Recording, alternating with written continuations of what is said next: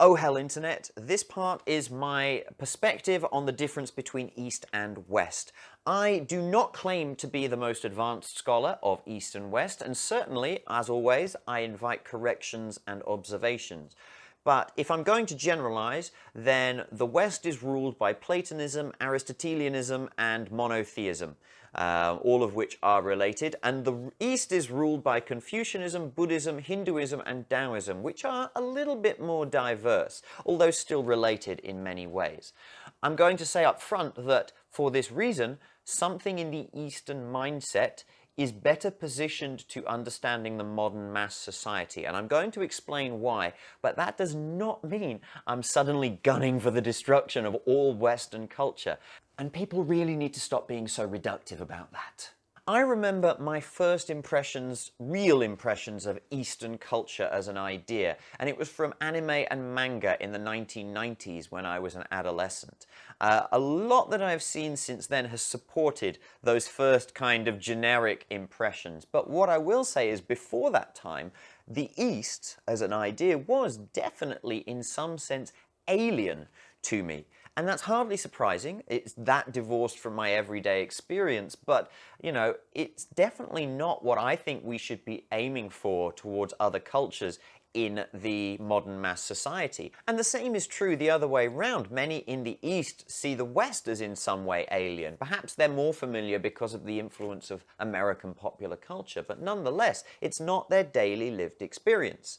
So East and West still kind of aliens that share a planet, and what is the key difference to me? Well, going back to the root, the Western Platonic model, if you like, is focused on the idea of the light eternal, the beautiful, the good, what is best. It is something that is always unchanging in the extreme sense, and something that we strive towards. It's the foundational metaphysic of all Western religions, and it's the source also, I think, of the Western tendency towards exceptionalism. The same side must always be right, because we are on a march towards the light eternal, and we must surely triumph. Politically, the light eternal is the justification for the divine right of kings, because the king is presumed to have a direct link to God, closer to that which is best. In the East, the contrasting idea is the source eternal, which I think of in probably much the same way that Joseph Campbell would call the world navel. The point where yin and yang enter existence into the 10,000 forms. And what is good, anything that can be described as good for humans, comes after that point. This has its own political implications. The Son of Heaven knows best how to interpret yin and yang, and therefore claims the mandate of heaven and the right to rule. And then virtue very much kind of trickles down to lower levels of society thereby. Of course, the mandate of heaven is illusory, just as the divine right of kings is illusory. I might even try and say that the mandate of heaven is an Eastern facsimile of the light eternal within the world of 10,000 things, but nonetheless, I've not really clarified that idea.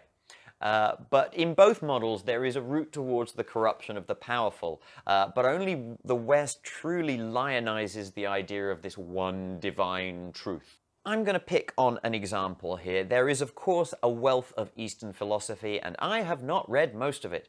But for this video, I'm going to look at one verse from the Tao Te Ching, verse 31. Which is about weapons. It's the last two stanzas that are of particular interest to me, but the whole thing conjures up the political dilemma of Plato. What are weapons but the tools of coercion for the craftsman of an unruly populace? Can the politician ever avoid doing violence in applying the skill of rulership? These are the ideas that really have never been solved about politics in the biggest abstract sense. So, verse 31 of the Tao Te Ching. The finest weapons are the worst evils. They are universally loathed. Therefore, help guide your nation to the non-aggressive path. The wise hold steady on the passive yin path. Those who are aggressive prefer the active yang path. Weapons are instruments of coercion and devils of death. Resort to them only in dire necessity. Peace is our natural state of being. If weapons must be wielded to defend ourselves and we are victorious, never rejoice. There is no joy in the slaughter of others. On joyous occasions, we attune to the yang side. On sad occasions, with the yin side. During the battle, the soldiers are on the yang side, engaging in combat. The commanders are on the yin side, observing the action. After the battle, soldiers who have slain others move to the yin side and mourn, while the commanders, now on the yang side, are celebrating victory, even though it is a funeral. Doesn't say what the losing commanders are doing there, but we can speculate. Also, talk of left and right in the text there comes from another earlier translation of the Tao Te Ching, and I just thought it was interesting to throw those in. But we can see the subtlety and some of the contradictions in the relationship between Taoist thinking and the Western philosophical tradition. One example, left and right sometimes fits with the Western interpretation and sometimes not. In this verse, left is clearly seen as being the virtuous or at least the desirable path, whereas in the West, left is the sinister path associated with evil and the work of the devil.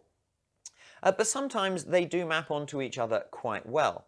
I want to also go into a little bit of abstract geometry here. It won't take long, so please try and go with me on this. But if you're moving along a vector and you turn simply 90 degrees, you will turn right or left if you're going in one dimension at any rate, and that is two possible outcomes. Side note, if you are in three-dimensional space and you must turn through a simple right angle, there are infinite possible outcomes, just to highlight the sheer complexity which higher dimensions can bring into the situation.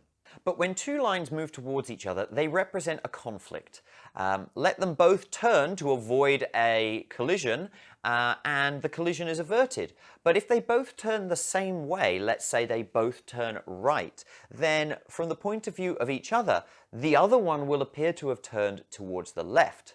But ultimately they still have the same goal, and so they will once again find themselves on a diametric path somehow. But no matter, every collision can be averted if both turn aside, and if they both continue to turn in the same direction, they will create a path to the point that both of them originally wished to go, the diametric center between the 2 points of opposition. In verse 31, we can see so many of the contradictions of human politics. We can see the inevitable drift between the priorities of the rulers and the ruled.